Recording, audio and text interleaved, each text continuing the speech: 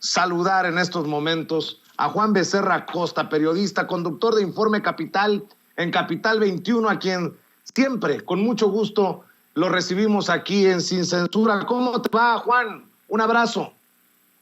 Un abrazo, Vicente, qué gusto saludarte. Un abrazo también al auditorio, pues muy contento de estar con ustedes. ¿Cómo estás? ¿Cómo te va?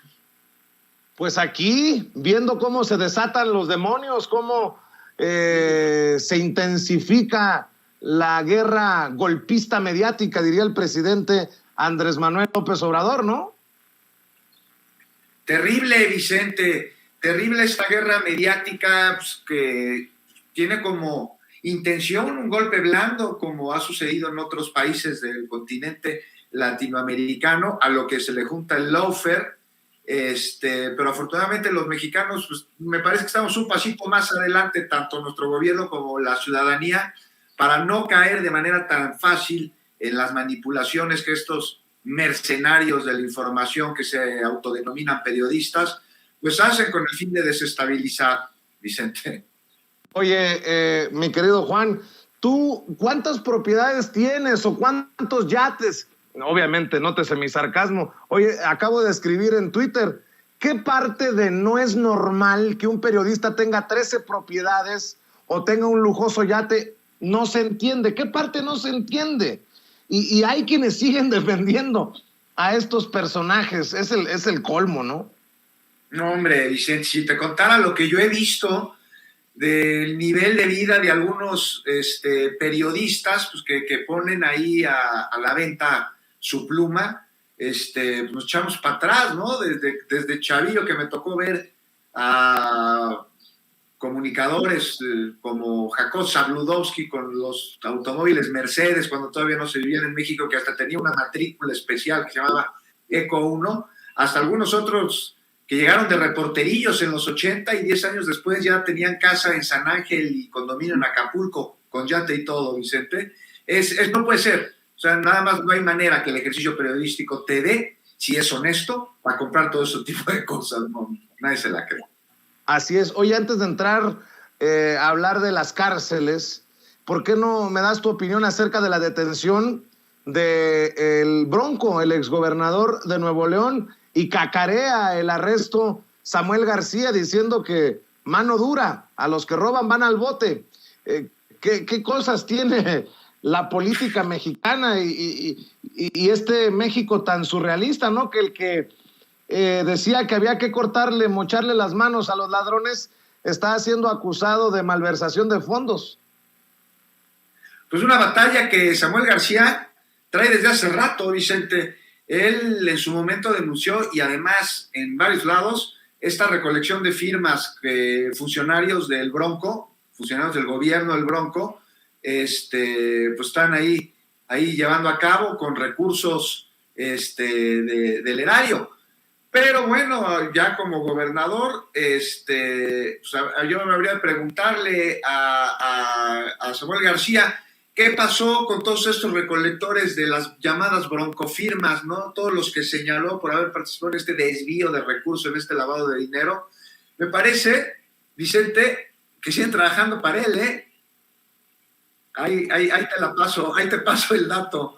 Siguen todos ellos en la nómina del gobierno estatal, después del relajo que hizo Samuel García.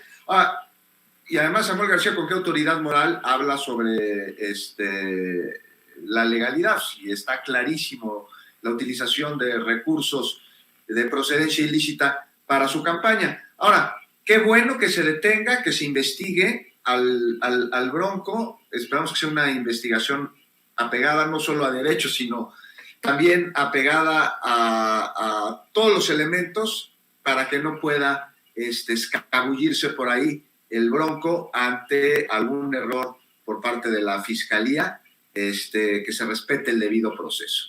Y ya veremos qué sucede, pero pues esto es un strike cantado, no sé tú cómo lo veas, Vicente. Era cuestión de tiempo. Mismo, Juan. Oye, Juan, y me decías que hay que hablar de la infiltración del crimen en penales operados por privados, y esto sí que es una situación que debe de ocuparnos. Mira, Vicente, mucho se ha hablado durante el último año sobre los reclusorios privados, pero sobre todo de los contratos leoninos, que sin duda ahí están y se han revisado y se están llevando a cabo negociaciones entre el gobierno federal y estas empresas que los operan, pero el asunto de los reclusorios privados va mucho más allá que estos contratos. Si te parece, vamos a ver qué es lo que sucedió, ¿no? Porque o sea, esto se da con la voraz desestatización durante el periodo neoliberal en México, que aprovecharon gobernantes, legisladores para vender los recursos de la patria a precios ridículos, que además los embolsaron, se hicieron suyos. Y dentro de esto se firmaron contratos para que empresas privadas administren centros de readaptación social. Fue con Calderón, cuando se le da luz verde a este esquema, que continuó durante el gobierno de Peña Nieto. Mira, para no hacerte el cuento largo, por esos contratos se han pagado más de 75,600 millones de pesos. Bastante más, es una cifra gigantesca, ¿no? Mucho mayor a lo que el Estado le hubiese costado administrar estos penales en condiciones mejores de lo que lo han hecho los privados, quienes cobran por ello como si se tratara de un hotel de lujo. Porque en promedio, Vicente, déjame que te cuente que se paga 4,000 pesos diarios por cada espacio que hay en 8 cárceles privadas. No por reo, ojo, porque sin importar que las celdas estén ocupadas, hay que pagar como si lo estuviera. Entonces, si en una crujía en la que caben 100 reclusos tienes a 20, sigue pagando el Estado como si estuvieran los 100, no hay de otra. Y es a raíz de un análisis de todo esto que te estoy contando, que el presidente toma cartas en el asunto y busca un acuerdo con las empresas.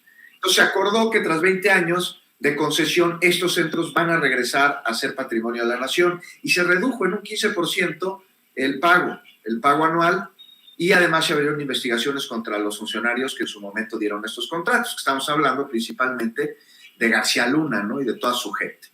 Ahora, Vicente, esto todo el mundo lo sabe, pero lo que se deja ver aquí es nada más la puntita del iceberg. Y aquí tenemos que hacernos una pregunta, o sea, ¿funcionan esos penales? ¿Cuál crees que sea la respuesta, Vicente, sobre estos 8 penales privatizados que supuestamente tienen mucha tecnología? Ni idea.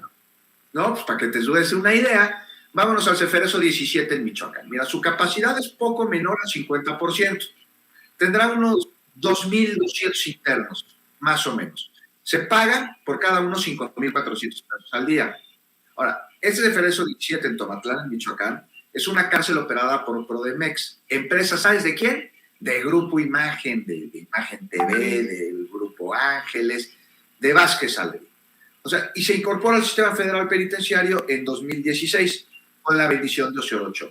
Bueno, para construir este penal en Michoacán, la empresa tuvo que pagar derecho de piso. Llegaron los mañosos y empezaron a los albañiles a amenazarlos para que no fueran a la obra. Y de ahí se fueron derechito con la empresa a cobrar su parte. Ahora, acaba la obra. Una vez concluida la obra, ¿tú crees que con esto se iban a constreñir, a conformar los mañosos? No, hombre. O sea, siguieron. Y nada más que empezaron a operar el penal bajo el esquema plata o plomo. ¿Por qué? Pues porque no solo tienen ahí a su gente, Vicente, también tienen ahí a sus antagónicos. Y prueba de lo que te cuento es lo que pasó con el suministro de agua en este penal. El año antepasado, en noviembre, un recluso entabló una denuncia a través del Instituto Federal de Defensoría Pública porque les cortan el suministro de agua. Entonces, rápidamente una jueza de ejecución ordena el restablecimiento, pero no se dio. Las autoridades aseguraron que los reclusos ya tenían agua, que si no se habrían muerto de sed. Así me dijeron a mí en una mañanera. Pero los reclusos insistían en que no, que tenían que pagarla por garrafones y carísima o beber de los excusados. Y bueno, tras una serie de investigaciones con personas involucradas con el penal, con dependencias de ciudades federales y con la empresa, resulta que no les cortaron el agua a los internos, sino a unos internos. Y esto de manera selectiva. Y no fueron las autoridades del penal, sino mismos internos que, bueno, pues hay que decirlo, para cortar el agua, pues vaya que deben de tener algún tipo de autoridad. Entonces lo que aquí vemos es un ejemplo de cómo opera el crimen organizado para controlar el interior de centros de readaptación, en este caso privados. Y para ello es absolutamente necesario, Vicente, la colusión de las empresas que lo operan con estos grupos delincuenciales y pues no hay duda, ahí está. Por ello el gobierno, además de acabar con los contratos leoninos, tiene la necesidad de poner orden ahí. Y aunque aún falta mucho trayecto por recorrer justo para poner orden en un esquema de corrupción, de incumplimiento de contratos, de violaciones a derechos humanos, de inseguridad, que se puso además en marcha en sesiones anteriores, con este contubernio entre autoridades y empresarios, al que, como era esperarse, pues llegó la delincuencia organizada. Entonces ahí estamos todavía en pañales, Vicente. Me he metido con profundidad a este tema y se nos acaba el tiempo, ¿no? Pero eso es nada más para darte un ejemplo de cómo están operando, porque no es el único, ¿no? Oye, Juan, y precisamente por esto que estás mencionando y por todo lo que se ha expuesto en la mañanera, es importante transparentar los dineros que mueven a los medios de comunicación. Creo que es un tema de interés público, por esto y por todo lo que sabemos ya. Vicente, es absolutamente necesario que se transparenten los recursos de un medio de comunicación, sin importar si es privado, si es un medio público, si es por televisión abierta, si es por internet. Te voy a decir por qué. Porque es un derecho que tenemos la audiencia de saber cuál es la mano que mece la línea. Y entonces, al saber quién es el que está financiando estos medios de comunicación, sabemos qué intereses pueden tener. Mira, línea siempre va a haber. O sea, aquella persona que diga que el periodismo es objetivo, es una de dos, Vicente. O no sabe periodismo o está mintiendo, porque el periodismo no es objetivo. O sea, ahí está de entrada qué información decidimos que entra, cómo la cabeceamos. Es ético, porque no se deben decir mentiras, porque no se debe tergiversar, porque no se debe manipular, ni mucho menos hacer montajes. Pero la línea, existe en todos los medios. Y hay que reconocerlo para saber cuál es y cuáles son los intereses. Bien, con ustedes ahí en Capital 21 para que te siga en redes sociales y nosotros siempre agradecidos con pues la posibilidad de platicar de estos temas importantes contigo aquí en Sin Censura. Pues muchas gracias, Vicente, siempre tan generoso conmigo. Los espero con mi compañera Azul Alzaga a las 9 de la noche en Informe Capital, en Capital 21. Y pues ahí en mi cuenta de Twitter hay Juan Becerra Costa, y el domingo los invito a leer mi columna en La Jornada. Mientras tanto, Vicente, te mando un abrazo bien fuerte, bien apretado y otro muy grande a la audiencia. Claro que sí, te mandamos un abrazo y estamos al pendiente, Juan. Gracias por acompañarnos y no se le olvide que hoy también tenemos una cita a las 10 de la 11, a donde nos ha invitado el querido John Ackerman en el inicio de la tercera temporada de su programa de televisión, precisamente en Canal 11. Ahí nos vemos, ya sabe, la cita a las 10 de la noche. Voy a la pausa y regreso con más. Estás escuchando Sin Censura con Vicente Serrano.